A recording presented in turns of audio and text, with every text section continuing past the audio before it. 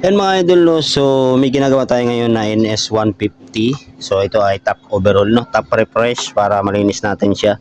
Ayan, so bibigyan ko kayo ng idea to step by step paano natin siya bubuuin, no? Umpisa sa clutch side, ano bang mga nasa clutch side, ano bang mailalagay natin dito sa head.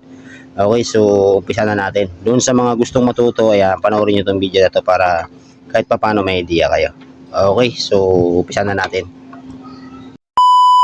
So lagay na natin yung piston. So sa piston naman mga idol, yan, meron yan siyang marking. So dapat yung may mark ay papuntang exhaust. Okay, so sa paglagay ganito. Siyempre lalagyan nyo rin siya ng langis para kahit paano mabilis yung may pasok. Yun. So na natin yung kanyang piston pin lock. Ayan. Make sure lang na papasok talaga sa guide. Kasi pag hindi pumasok sa guide yan, pag yan ay lumabas or lumihis, sigurado magkakaroon ng gas-gas yung ating block. Okay, so yun, ilagay na natin yung piston. Siyempre bago nyo ilagay yung block, lalagyan nyo muna siya ng langis, pampadulas, para pag pinasok nyo yung block, hindi siya magkaroon ng guhit at hindi agad magagasgas. Yan. Okay, sunod na natin yung gasket. Okay, so sa gasket naman niya, bago kayo malagay ng gasket, meron niya siyang dalawang dowel harapan.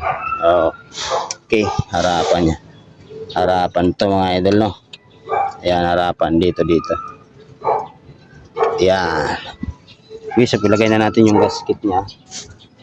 Ayan, so ito yung base gasket. Lagay na natin. Yun. So nilagay na natin yung pinatawag na base gasket. Siyempre, susunod na natin yung block. So ganun din mga idol, lalagyan nyo rin siya ng kunting oil para pag pinasok nyo mga idol ay smooth lang, hindi siya mahirap ipasok at hindi agad magasgas yung block. So sa paglagay ganito lang, unahin nyo yung ipasok yung dito na side, tapos yung dito pipigilan nyo siya. Okay, ganyan o. Yan, pasok nyo yung banda sa baba, tapos pigilan nyo itong sa kabila, sa taas. Okay, yan o. Yun, tapos dandaan mo siya yung baba. Tapos pag pumasok na mga idol, huwag nyo siyang igalaw diretso para hindi magbago yung posisyon ng mga ring. So hayaan nyo muna siya bumaba ng ganyan. Yun, isushoot nyo muna siya sa mismong dowel. Okay, tapos yan, pagka nakapasok na siya, iikutin mo ito para umangat yung piston. Okay, yan, umangat natin. Yun, lumabas na hanggat sa lumabas yung piston. Yan, yun yung pinaka TDC. Okay, susunod na natin yung chain guide na dalawa at timing chain. Yan, lagay natin siya dito. Okay, tapos siyempre sa dalawa, tatlo. So ipipwesto nyo siya sa pinakagitna na gear para hindi kayo magkamali, no? Yan, tapos hayaan nyo lang muna siya nakaganito dito. Okay, tapos susunod na natin itong chain guide. Dito siya magagaling mga idol sa taas. Tapos meron yan siyang alin dito. Ayan, ito yung alin niya, lagay natin dito. Okay, so ipitan na natin. Ayan.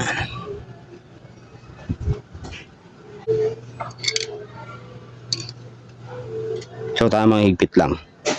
Okay, tapos pag naigpitan nyo na, galaw-galawin nyo to. Dapat magpi-play yan, dalawa na yan. Okay, tapos sunod natin tong isang guide nya. So ito naman mga idol ay meron siyang shootan dito sa ilalim. Yan, so angat nyo muna tong timing chain, tapos lagay nyo to.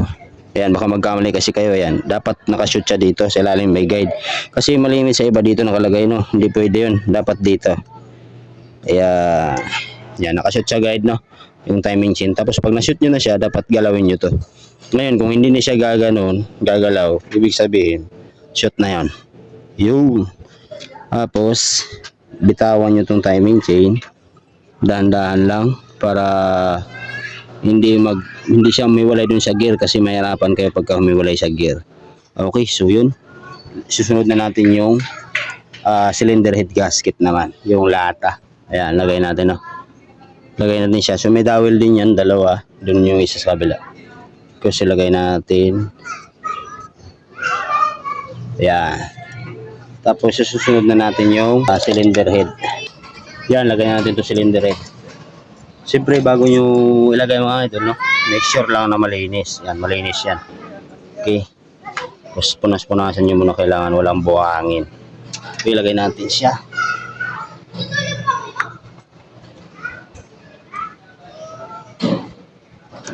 Yun. So na-shoot na natin yung cylinder head. Tapos sunod na natin yung stud bolt. Tapos sa stud bolt, 5 piraso to mga idol, no? Lalagyan nyo muna siya ng langis para mag-preserve natin yung pinaka-thread kasi malambot lang ang mga thread na ito.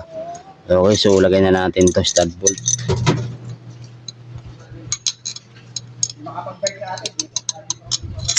Yan.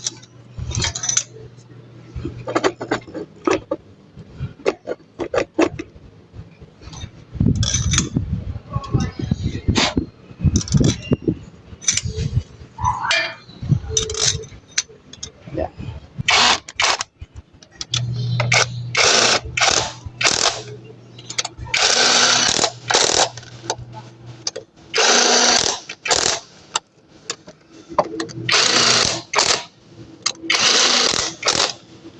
Okay. So yun, tapos sunod na natin yung timing chain, iangat na natin. Yan. Tapos lagay nyo muna itong bushing mga idol, huwag yung kakalimutan ta. Okay, so pagka nagaganito ang forma ng cams, yan yung pinaka TDC nya. Tapos lagay natin itong cam sprocket or cam gear. Huwag yung ilalagay sa T mismo, lalagay nyo yan sa katabi niyang guhit. Okay, so lagay natin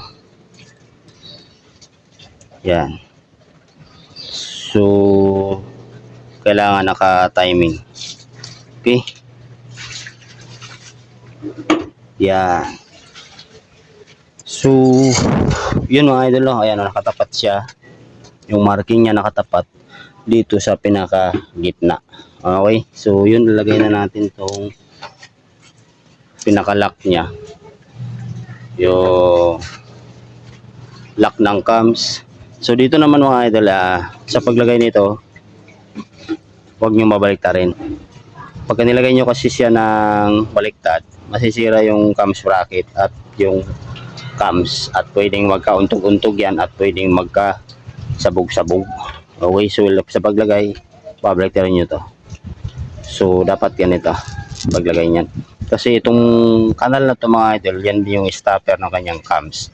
So dapat sa paglagay niyan mga idol ay kung alin yung malalim na yan, yun yung nakataob siya dito. Ayan o. Okay, so ganyan ang paglagay niya.